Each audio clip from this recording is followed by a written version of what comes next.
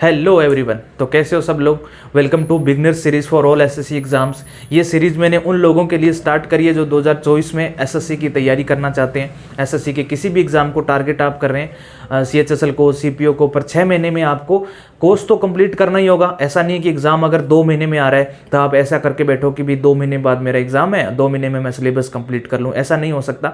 शुरू के जब आप तैयारी स्टार्ट करते हैं, मैं ये मानता हूँ कि जो इस सीरीज़ में एकदम जीरो से स्टार्ट कर रहा है, और जब कोई जीरो से स्टार्ट करता है तो उसको फिर ऊपर तक जाने में टाइम लगता है। 6 महीने का टाइम इस कोर्स में लगेगा। 6 महीने में अपन पूरा कंप्लीट कोर्स खत्म कर लेंगे। और जिस भी टीचर से आप कर रहे हैं, मैंने स्ट्रेटेजी वाली वीडियो आपके साथ डिस्कस कर ली।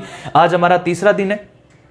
मैथ्स, जीके और इंग्लिश 3 सब्जेक्ट में लेके चल रहा हूँ। धीरे धीरे जब मुझे लगेगा कि आप इस में ढलना स्टार्ट हो गए हैं, यूज टू हो गए हैं इस सिलेबस के, इस शेड्यूल के, तो मैं आपको थोड़ा रीजनिंग भी पढ़ाऊंगा, स्टैटिक जीके भी थोड़ा थोड़ा पढ़ाना स्टार्ट करूंगा। जो 200 डेज टारगेट सीरीज चल रही है, उस सीरीज में तो अभी थोड़ा हल्का ही पढ़ा रहा हूँ, बट उस सीरीज में ज़्यादा पढ़ाता हूँ थोड़ा, क्योंकि उसमें वो बच्चे पढ़ते हैं जिन्होंने एक बार सिलेबस कहीं से कंप्लीट कर चुके हैं। ठीक है, वो फिर शीट से करते हैं सीधा। जैसे मैं परसेंटेज उनको कैसे करवाया, मैंने शीटें मैंने दे दी कि शीटें सोल्व करो सीधी, तो उस तरीके से नहीं करना। आपको तो पूरी क्लासेस लेके बहुत तरीके से पढ़ना है। ठीक है, आप जितना मैं आपको कहता जाता हूँ पढ़ते रहो। और जो भी आपका कोई डाउट होता है इस शेड्यूल के रिगार्डिंग, या आपकी कोई स्टूडेंट लाइफ के रिगार्डिंग, या फिर आप पढ़ नहीं पाते हैं, कुछ ऐसी चीज़ें होती रहती हैं। मैं ऐसा नहीं कि मैं ये आपको शेड्यूल बताया और निकल गया। मैं आपको 100% अपनी तरफ से देना चाहता हूँ। अब आप बशर्ते अपनी मेहनत 100% करें और अपने आप को 100% दें। ठीक है, और शाम को जब मैं लाइव आता हूँ 7 बजे मैं लाइव आपको हमेशा मिलूंगा इस चैनल पे शाम को।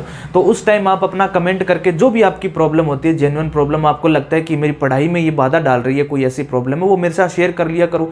हो सकता है मैं आपको कोई ऐसा आंसर दे दूँ जो आपको सटीक बैठ जाए, आपके दिमाग में सेट हो जाए और आप अपनी प्रॉब्लम का सोल्यूशन ढूंढ लें। ठीक है, तो मैथ्स में तो आज हमने परसेंटेज की क्लास नंबर 3 करनी है। तीसरा दिन है, तीसरी क्लास है परसेंटेज की। जिस भी टीचर से आप करना चाहते हैं, मैंने कल भी बोला था आपको, मैं उस टीचर को बेस मान के चल रहा हूं जिसकी सबसे ज्यादा क्लासेस हैं। 5-6 टीचर मैंने बताए थे, उन्हीं टीचर से सब लोग पढ़ रहे हैं। कोई ऐसा टीचर है जो मान लो कोई ऐसी जगह पढ़ा रहा है, वो उतनी क्लासेस लेता है जो सारे 5-6 टीचर अगर क्लासेस 20 ले रहे हैं परसेंटेज की, कोई 18 ले रहा है, 17 ले रहा है, तो 20 से फिर नीचे नीचे लेंगे सारे। ठीक है, मैं तो उसको मान के चलूंगा जो मैक्सिमम क्लासेस ले रहा है। तो आज आपने क्लास नंबर 3 करनी है। जीके में भी पॉलिटी की क्लास नंबर 3 करनी है। अगर परमार सर से पढ़ने, परमार सर से पढ़ रहे हो तो क्लास नंबर 3, और अगर खान सर से पढ़ रहे हो तो 7 नंबर, 8 नंबर और 9 नंबर। आपको पता है ना, इतना तो आपको पता लग ही गया होगा परमार सर की 1 क्लास क्यों और खान सर की 3 क्यों। परमार सर की क्लास में कंटेंट थोड़ा सा ज़्यादा होता है, क्योंकि वो 1.5 घंटे में बहुत सारा कंटेंट प्रोवाइड कर देते हैं, और वो 16-17 क्लासेस में पॉलिटी को ख़त्म कर रखा है उन्होंने बैच में। और बैच की आपको कन्फ्यूज़न है कि नया वाला लें, पुराना वाला लें। आप नया पुराना कोई सा भी लें, पॉलिटी उसके अंदर होनी चाहिए। मेरा तो सजेशन आपको ये है कि आपके पास रिकॉर्डेड बैच होना चाहिए। जब भी आप ऑनलाइन पढ़ने का यही तो फ़ायदा है अपने पास, कि हम जो सब्जेक्ट चाहें पढ़ सकते हैं। आप किसी ऑफलाइन कोचिंग में जाओगे तो आप पूछोगे कि भाई अब कौन सा बैच स्टार्ट होने वाला है, वो कहेंगे ये बैच स्टार्ट होने वाला है। आप कहेंगे कि मुझे पॉलिटी पढ़नी है, वो बोलेंगे नहीं हम तो बायोलॉजी पढ़ाएंगे पहले, पॉलिटी हम नहीं पढ़ाएंगे। पर ऑनलाइन में ये हमारे पास सुविधा होती है कि हम एक वीओडी बैच ले लें, वीडियो ऑन डिमांड बोलते हैं उसको, और वो बैच हम लेके साथ में रख लें। जो भी टॉपिक हमें पढ़ना है उसमें निकाला और पढ़ा। तो मैं कहता हूं कि लाइव से अच्छा तो वीओडी होता है, रिकॉर्डेड बैच होता है। रिकॉर्डेड बैच जिन्होंने मेरे को मैसेज किया था, मेरे पास कोई एक्सेस पड़ा था तो मैंने उनको दिया है। और अगर लेना भी चाहते हैं परमार सर की ऐप पे जाके, तो रिकॉर्डेड बैच ही लेना आप, इसमें पॉलिटी आपको मिलेगी। ठीक है, और खान सर के हैं तो खान सर की भी वो क्लासेस मैंने आपको प्रोवाइड करी है, उसमें से आप पढ़ते रहो। जिनको नहीं मिला वो मेरे को मैसेज करता रहा करो। ग्रुप में भी मैंने पिन कर रखे हैं वो बैच जो भी मेरे पास पड़े थे, मैंने ग्रुप में पिन कर रखे हैं एस्पिरेंट सीजीएल 2024 में, जिसका लिंक डिस्क्रिप्शन में मैं देता हूँ। ठीक है, तो 7 और 8, 9 क्लास करनी है खान सर की क्लास में इतना ज़्यादा कंटेंट होता नहीं है, तो 3 क्लासेस आराम से हो जाएगी। ठीक है, उसके बाद वोकैब की बात करता हूँ। तो वोकैब आपने 1 वर्ड करने, और अब ऐसा होगा जैसे आपने 60 1 वर्ड कर लिए ना, 1 से लेके 60 तक कर लिए, तो उसमें आपको कुछ एक 1 वर्ड ऐसे होंगे जो आपको याद हो ही नहीं रहे बार बार, उनको गोला कर लो। अब मुझे एक एक चीज़ पता है, जिस शेड्यूल में बताऊंगा ना मैं, रोजाना इस वीडियो को देख के आप अपनी पढ़ाई में बैठा करो। ये तो मैं शाम को ही अपलोड करता हूँ, ये शाम को देख लिया करो और कल दूसरे दिन पढ़ाई किया करो। मैं एक एक चीज़ जो बताता हूँ ना उसको ध्यान से सुना करो। अब आप जैसे वोकैब याद कर रहे हो, तो वोकैब याद करते करते आप जैसे 100-150 वर्ड तक पहुँचोगे ना, तो आपको ऐसे लगेगा कि पीछे वाला मैं भूल रहा हूँ। तो आपको है ना एक ऐसे हाथ रख के याद करा करो। जैसे उसमें 1 वर्ड पढ़ रहे हो ना, तो ऐसे हाथ रख के याद किया कि ये वाला मीनिंग स्पेलिंग है, इसकी मीनिंग ये है, तो मीनिंग आपको कितने याद है। आप बीच बीच में आएगा कि यार इसमें 60 मैंने याद करी, 60 में से 5-6 मीनिंग ऐसी हैं, स्पेलिंग ऐसी है जिनकी मीनिंग मुझे याद नहीं है। ठीक है, अगर वो याद नहीं है तो इनको ऐसे गोला कर लो, गोला कर लिया और उनको फिर बार बार पढ़ना है। बार बार कैसे पढ़ना है, जब मैं रिवीजन का टाइम दूंगा, ऐसे बोलूंगा कि आज वोकैब का रिवीजन है, तो पहले उनको 100 बार पढ़ना है, एक बार नहीं 100 बार पढ़ना है। कितनी कोएंगी, जैसे मान लो मैं 300 पे रिवीजन कराऊंगा, 300 वन वर्ड कर लेंगे एक बार, उसके बाद मैं रिवीजन पे डालूंगा, तो 300 में से मान लो आपके 50 जो है वो ऐसे रहेंगे जो आपको याद नहीं हो रहे होंगे, तो 50 वर्ड को आप सोचो 100 बार पढ़ देंगे एक दिन में या 2 दिन में जब रिवीजन कराऊंगा, तो वो एकदम कंठस्थ हो जाएंगे। ठीक है,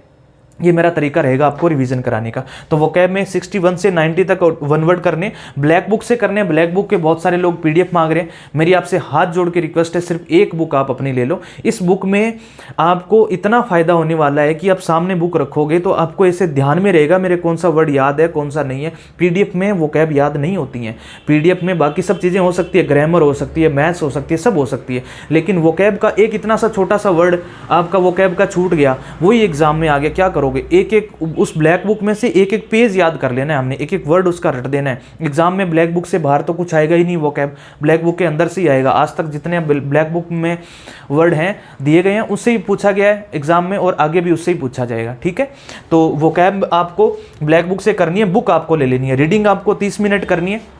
रीडिंग तो वही है, मैंने आपको बोला था, या तो न्यूज़पेपर से कर लो, और न्यूज़पेपर से आप अगर आपको लगता है कि मेरे को थोड़ा बोरियत फील होता है तो कोई नोवेल ले लो। मार्केट जाओगे, कोई भी बुक वाली दुकान होती है उस पर, तो उसको बोल देना नोवेल चाहिए, तो नोवेल वो आपके सामने रख देगा। जो आपको अच्छी सी लगे कि ये किताब मुझे अच्छी लग रही है, इसकी स्टोरी अच्छी लग रही है, लव स्टोरी में आपको पढ़ना पसंद है तो लव स्टोरी पढ़ लो, कोई हॉरर पढ़ना पसंद है हॉरर पढ़ लो, पर इंग्लिश में आपको 30 मिनट पढ़नी है उसको। जैसे एक किताब पढ़ी आज, 30 मिनट में मैंने इसके 4 पन्ने पढ़ दिए, फिर आगे कंटिन्यू कर लो। अगले दिन में फिर मैंने 4 पन्ने पढ़ दिया।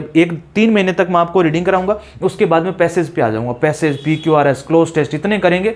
इंग्लिश की तो सेपरेट प्रैक्टिस होगी। जो जिन लोगों की इंग्लिश वीक है वो टेंशन ना लें, इंग्लिश की हम सेपरेट प्रैक्टिस करेंगे। इतनी प्रैक्टिस करेंगे जब आपका एग्जाम आएगा ना 6 महीने में, मतलब 6 महीने में 3 महीने तो रीडिंग करवाऊंगा। कॉम्प्रीहेंशन की इतनी प्रैक्टिस करेंगे कि आप जब एग्जाम देने बैठेंगे या 6 महीने बाद में जो भी आपका एग्जाम होगा, CHSL होगा, CGL होगा, तो आपको ऐसे लगेगा कि यार मैं शुरुआत में इंग्लिश में जितना वीक था ना, अब तो मैं उससे 200% आगे आ गया हूँ। ठीक है, 200%, 100% भी नहीं, 200%।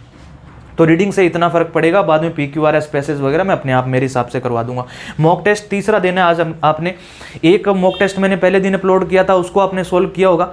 एक बार आप मॉक टेस्ट को सोल्व करने का तरीका क्या रहता है, पहले मैं रीजनिंग करवाता हूँ। मॉक टेस्ट एग्जाम में भी आपने यही तरीका डालना है, अपनी आदत ये डालनी है। पहले रीजनिंग करो जाती एग्जाम के अंदर, रीजनिंग करी, थोड़ा सा दिमाग आपका थक गया तो ऐसे बैठ के जीके कर ली, जीके में आपका फिर थोड़ा रिलैक्स हुए, उसके बाद में मैथ्स कर ली, मैथ्स में थोड़ा दिमाग थका, फिर इंग्लिश कर ली बैठ के। ऐसा नहीं आप पहले तो रीजनिंग और मैथ्स कर रहे हो तो टाइम खा जाएगी, फिर आपके पास 10-15 मिनट बचेंगे, कॉन्फिडेंस नहीं रहेगा, जीके में आते क्वेश्चन छूट जाएंगे। ठीक है, तो जो मैंने सेट किया उस मॉक टेस्ट के अंदर वैसे ही आपको करना है। तो पहले रीजनिंग किया करो। जैसे मैंने पहला क्वेश्चन सामने खोला आपके, तो मेरे करने से पहले उसको पॉज करके आप करो।